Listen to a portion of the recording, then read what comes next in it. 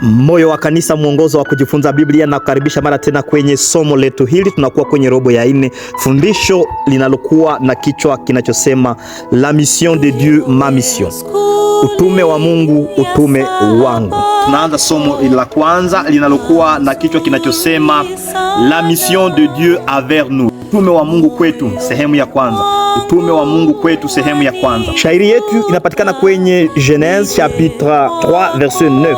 Nasema, mais l'Éternel Dieu appela l'homme et lui dit, où es-tu? Kwa Kiswahili nasema Mwanzo 3:9, nasema Bwana Mungu akamwita Adamu akamwambia, uko wapi? Hivi ndugu mpendwa, kama ni mara yako ya kwanza kutufuata, nitakusihi kupendeze kusubscribe kwenye channel hii na kuwasambazia wengine. Barikiwa, bariki wengine katika jina la Yesu Kristo. Ukiwa na swali tuandikie kwenye namba hii na kuweka kwenye comment. Mungu akubariki. Rafiki yangu, nikusalimu na kukaribisha mara tena katika jina la Yesu kwenye mwongozo wa kujifunza Biblia. Nayo furaha ya kuwa pamoja na wewe, umejifanya kuwa mitume pamoja na mimi, na tumefanya utume wa Mungu kuwa utume wetu. Hivi basi nimekuwa na mjakazi wa Mungu kwa majina naitwa Winimba Vlikira, na kwa upande huu kuna kwa mwingine Kavuo Kakundika.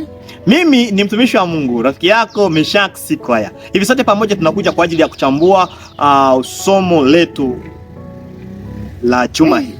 Hivi kabla tujaanza, ndamwalika Razamweli Kakundika kutuombea. Tuombe. Mtakatifu, mtakatifu neketi mahali pa juu mbinguni, tazama tunatajifunza neno lako, uwe nasi katika jina la Yesu Kristo. Amina. Hivi tumekuwa kwenye robo nyingine, tumemaliza robo nyingine. Sasa leo tunakuwa kwenye robo ya wapi? Robo ya ngapi? Tumekuwa kwenye robo ya ngapi na ina kichwa kinachosema nini? Tunakuwa kwenye robo ya 4.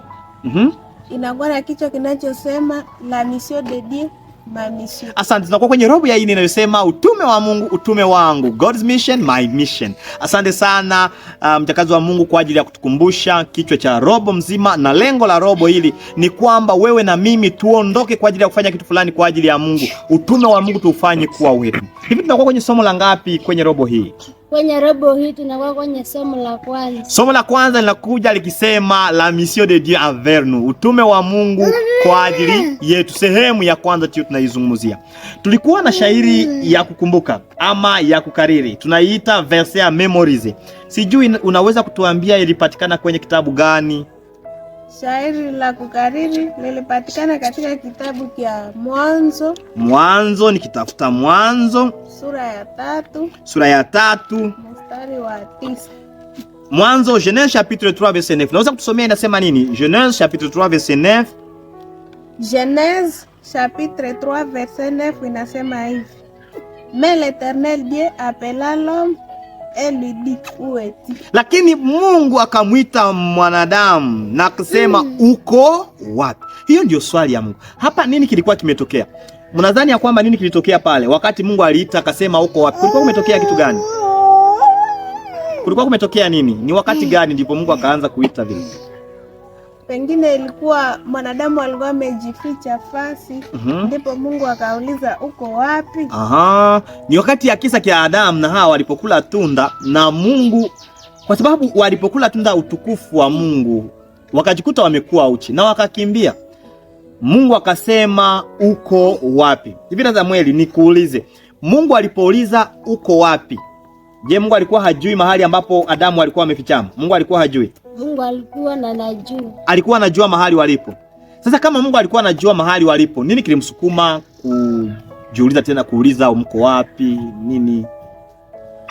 Mimi ninavyofikiria, Mungu alikuwa akipenda ajue hali yao.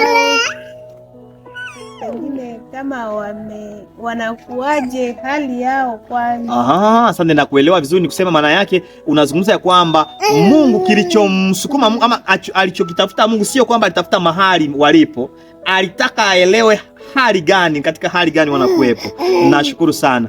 Hivi tulijifunza kwenye juma mzima Dimanche, tulikuwa na kichwa kinachosema Le Dieu qui nous tend la main, Mungu karibia kwa mkono. Lundi, le Dieu qui aspire être avec nous, Mungu anatamani kuwa pamoja nasi. Le Dieu qui se fait un avec nous, alijifanya mmoja pamoja nasi. Mercredi, le Dieu qui continue d'être avec nous, Mungu anaendelea kuwa pamoja nasi. Et jeudi, le Dieu qui viendra pour nous, Mungu atakayekuja kwa ajili yetu.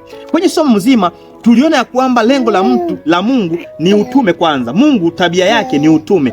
Notre Dieu c'est un Dieu missionnaire. Et Dieu de la Bible c'est un Dieu missionnaire. Niuliza sasa, alikuja mwanadamu alipofanya dhambi, Mungu akamtafuta. Na kwenye somo ilituambia kwamba mpango wa wokovu ulianza zamani. Sio kwamba Mungu alianza mtu alipofanya dhambi. Hatuwezi kusema Mungu alishtuka sema Adamu amefanya dhambi, sasa nianze kupangilia mpango wa wokovu. Mpango wa wokovu ulianza namna gani? Ulianza vipi?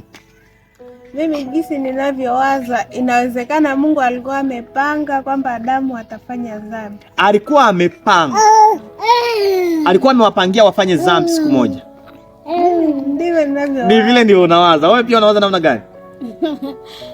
Hakukuwa na wapangia, lakini Adamu yeye walipita kwa neno la Mungu wakasi. Aha. Naweza sema kwamba Mungu kwa sababu Mungu anajua mambo yote. Mungu alijua ya kwamba watafanya dhambi. Si vile ndivyo unasema. Alijua, lakini hakutenga sema wakati fulani wafanye hivi. Sio kwamba yeye ndiye aliwasukuma. Si vile? Yeye alijua katika ujuzi wake, kwa sababu anatujua na kujua, anamjua watu wote. Anajua mambo yote, lakini hasukumi mtu kufanya kitu kibaya.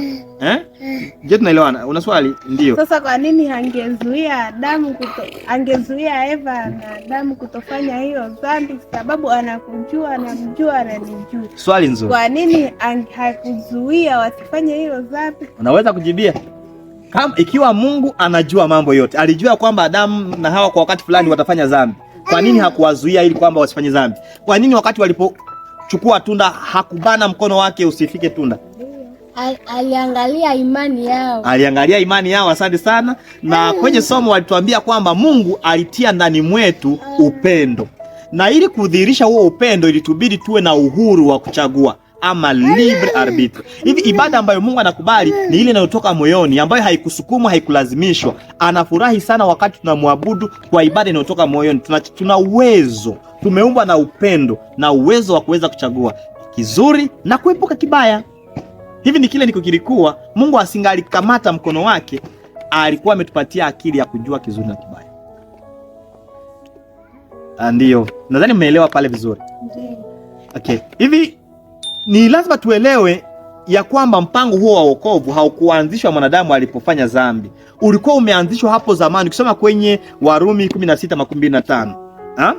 Donc il ne faut pas avoir dans le plan de la rédemption le produit d'une réflexion tardive consécutive à la chute d'Adam. Il s'agit de la révélation du mystère tenu secret dès l'origine des temps. Ilianza hapo tangu zamani. Hivi basi Yesu akaja na akaja, Mungu akatupenda, akatuma Yesu afe kwa ajili yetu.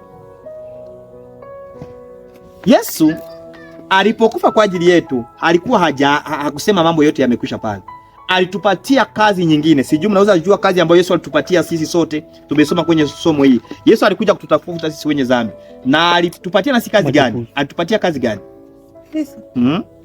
Nadhani kwamba kazi ambayo Mungu alitupa ilikuwa ya utume. Aha, asante sana. Alitupatia kazi ya utume. Akasema kwa sababu yeye alikuja kututafuta, tuendee watu wengine pia. Tuwaambie kile ambacho Yesu alifanya kwa ajili yetu. Yesu hajawahi kusema kwamba utume utakuwa rahisi. Tunaweza kukabiliana na changamoto fulani. Unaweza kuenda kumhubiri mtu, anakutusi, anakuvimbania, hakukaribishi, hakupokei vizuri, anakuangalia vibaya. Je, mtu akikuangalia vibaya unapokwenda mhubiri, usiende tena pale? Utaenda tena. Hivi basi hapa umesema kwamba Jésus ne dit pas à ses disciples que leur tâche serait facile, mais il ne les laisserait pas combattre seuls. Il serait avec eux et il s'avancerait avec foi. Il le protégerait par le bouclier du Tout-Puissant. Tant qu'ils obéiraient à sa parole et agiraient de concert avec lui, il ne pourrait faillir. Allez vers toutes les nations, leur ordonna-t-il. Allez vers les régions les plus reculées du globe et soyez assurés que même là je serai avec vous Travaillez avec foi et confiance. Je ne vous abandonnerai jamais et je serai toujours avec vous, vous aidant à accomplir votre tâche, vous guidant, vous encourageant, vous sanctifiant, vous soutenant, donnant l'efficacité à vos paroles, car vous vous efforcerez d'attirer l'attention des hommes et sur les choses célestes. Huyo ni Yesu anasema kwenye kitabu kile cha Kongera Pacific.